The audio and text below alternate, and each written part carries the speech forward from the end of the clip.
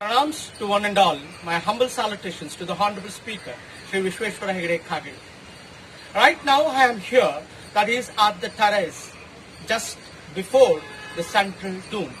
And today I am talking about the talking towers of Vidhana Saudha.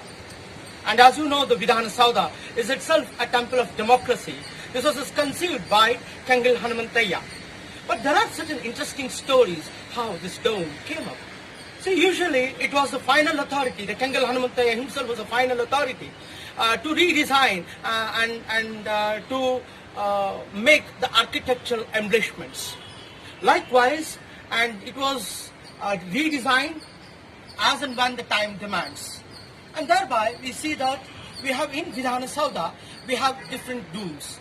The first right behind me is a central dome, and next right side of me is called as the secondary domes. We have two secondary domes, and at all the corners, we have four corner domes. And this is quite interesting. And only the one dome, which is at the eastern side and the western side, you see the only one dome is working well.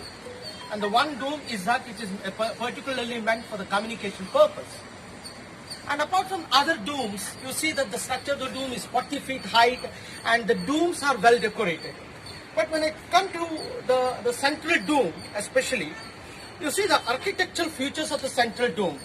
The first is the Ashokan lion has been placed above and it has been covered by flowers, and a dome shaped structure has been built.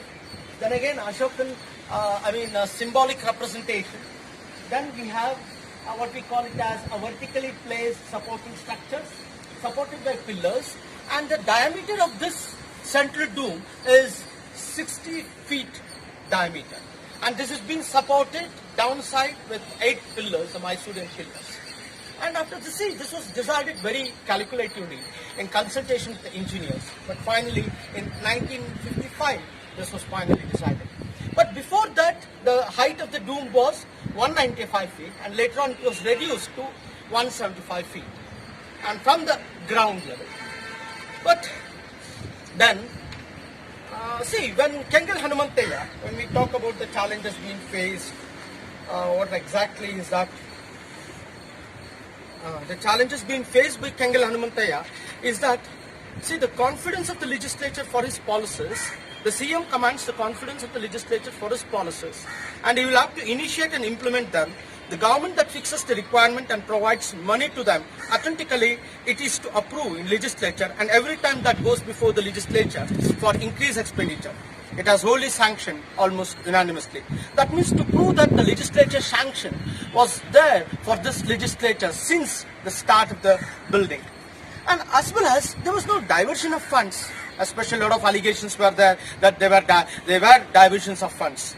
That evidence, then the leader of the opposition, he said that it is a grandeur building, there is no need of the grandeur building, it should be very simple and common. But this was also brushed aside. And later on, B.R. Manikam, who himself designed this plan as well as the architecture embellishment, made a U-turn that there was no need of having it. But despite of all this, Kangal Hanumanthaiah had a firm mind that these decorative or these domes are the crown of the whole building, and that is how he made it up and saw to it that he completed the building. The next, coming to the architectural features. When we talk about these domes, the functional aspect of these domes are only one dome which has been functioning, I have already told you. Then lastly, the Kangal Hanumanthaiah himself was a nationalist. He had a big democratic vision and built to inspire and elevate a sense of sentiment of nationalism. No chief minister had done this. It was the first huge monumental building. After we got independence in South India, forever the stately structure reminds us that the people are sovereign in parliamentary democracy.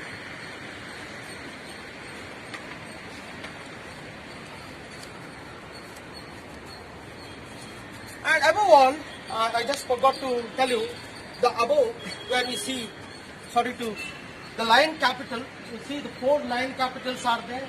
We have 3 sections. At the base, inverted lotus flower is there. It represents the what is called Buddhas. And again we have 4 erected lion symbols. Then again below that we have chakras. Intervened with the chakras, all the 4 animals are there. That is what is it called? Horse, ox, elephant and the lion, which are showing the directions. And wheel is a symbol of the wheel of law. That is a symbol of this. And most probably the wheel of law. That is a symbol of the wheel. And overall the lotus I have already told you. And likewise the Channapatna Stapati, he redesigned it, and it was brought from a ramp was created, and through the ramp, through the bullet, this was brought and installed there. With this I can say that these domes are one of the architectural features of this whole monumental building.